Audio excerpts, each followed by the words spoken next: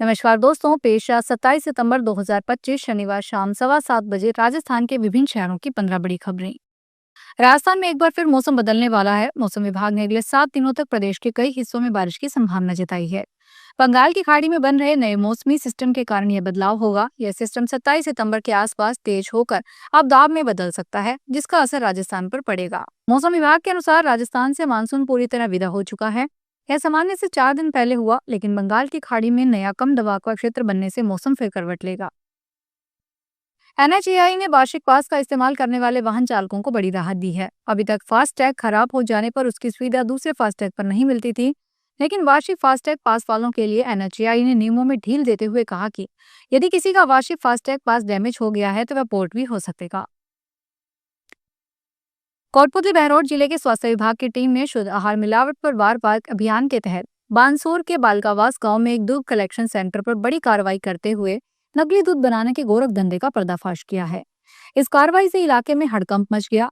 Team ने मौके से 14 खाली पामोलिव ऑयल के टीन और दूध पाउडर के कट्टे जब्त किए हैं। मौके पर मिला लगभग 40 लीटर नकली दूध, पामोलिव ऑयल और पाउडर की टीम को तुरंत मौके पर नष्ट करवा दिया गया। चौंकाने वाली बात यह है कि कलेक्शन सेंटर 14414 कोड का इस्तेमाल करके कई ब्रांडेड दूध कंपनियों को यह नकली दूध सप्लाई कर रहा था, जो कि लोगों के स्वास्थ्य के लिए गंभीर खतरा है।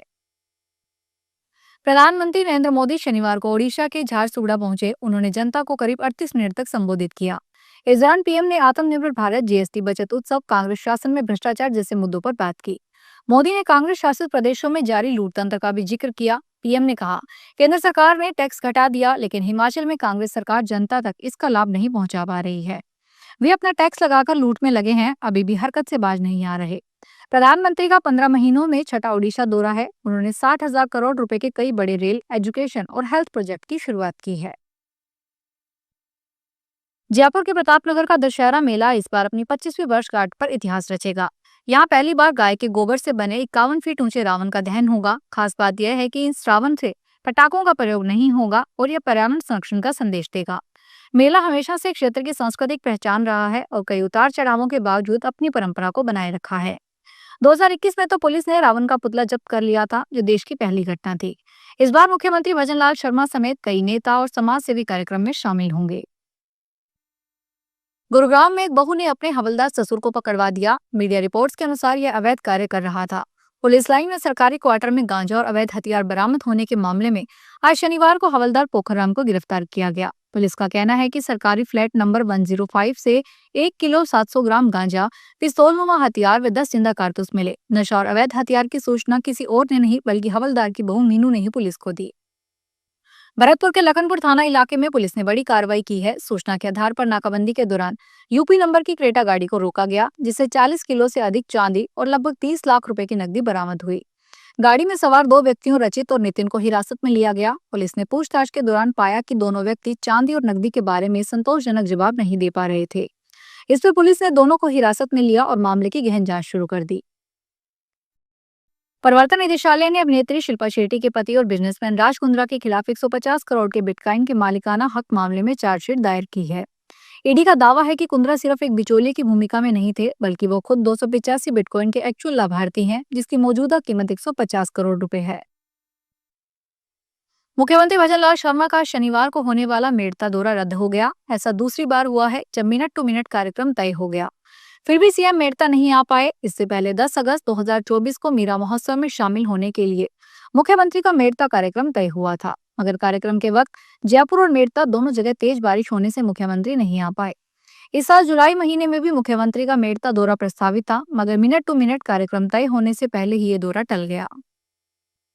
नदी नालों और नहरों में कई बार लोग मछली पकड़ते देखे जाते हैं, लेकिन अगर आप भी उनमें से एक हैं और बिना परमिशन मछली पकड़ने का काम करते हैं तो सावधान हो जाइए, क्योंकि अब सरकार ऐसे लोगों पर कार्रवाई करने वाली है। जिसके अलावा बिना सरकार के इजाजत कोचिंग सेंटर भी चलाना गैर कानूनी माना जाएगा। राजस्थान में गवर्नर ने 2 अहम बिलों को मंजूरी दे दी, जिसके बाद से ये कानून बन चुके हैं। इन बिलों में मत्स्य क्षेत्र संशोधन कानून और कोचिंग सेंटर्स रेगुलेशन बिल शामिल है। गवर्नर की मंजूरी और गजट नोटिफिकेशन के बाद अब दोनों बिल राज्य में लागू होंगे। अलवर में दीपावली पर बाजारों में खरीदारी की भीड़ को देखते हुए पुलिस एक्शन प्लान तैयार करने में जुटी है। इसके तहत त्योहार के दौरान मुख्य बाजारों में बैरिकेड्स लगाकर तिपहिया और चौपहिया वाहनों का प्रवेश बंद किया जाएगा। त्योहार से ठीक पहले दोपहिया वाहन भी बाजारों में प्रवेश नहीं कर सकेंगे, ताकि त्योहार पर बाजारों में सड़कों पर दुकान लगाने वाले छोटे दुकानदारों और आम जन को किसी तरह की कोई परेशानी न हो।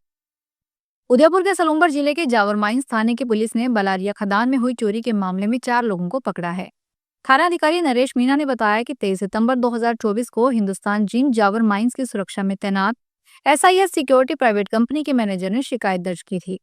शिकायत में कहा गया कि अल सुबह 4 बजे बलारिया के स्टोर के पास केबल यार्ड में अज्ञात चोरों ने जम्बो मशीन की कॉपर केबल काट ली और उसे चुरा ले गए। अजमेर के गवर्नमेंट इंजीनियरिंग कॉलेज में हो रही अनियमितताओं को लेकर यूथ कांग्रेस की ओर से आज शनिवार को प्रदर्शन किया गया। यूथ कांग्रेस के कार्यकर्ताओं ने कॉलेज के बाहर टायर जलाकर विरोध किया। इस दौरान गेट पर चढ़कर नारेबाजी की गई। सूचना मिलने पर आदर्श नगर थाना पुलिस मौके पर पहुंची। इस बीच कार्यकर्ताओं और पुलिस के बीच धक्का मुक्की भी हुई।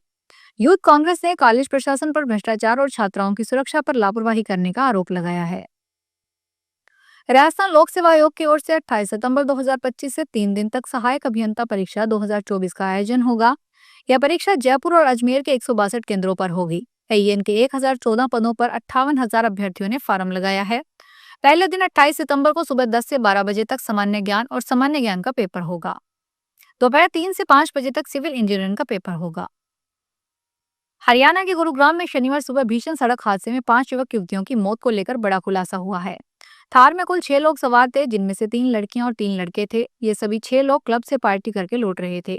सभी के हाथ पर क्लब का बैंड बंधा हुआ था। मरने वालों में एक युवती यूपी के जज की बेटी है, जिसका नाम प्रतिष्ठा बताया जा रहा है, जो नोएडा के कॉलेज से लॉ की पढ़ाई कर रही थी।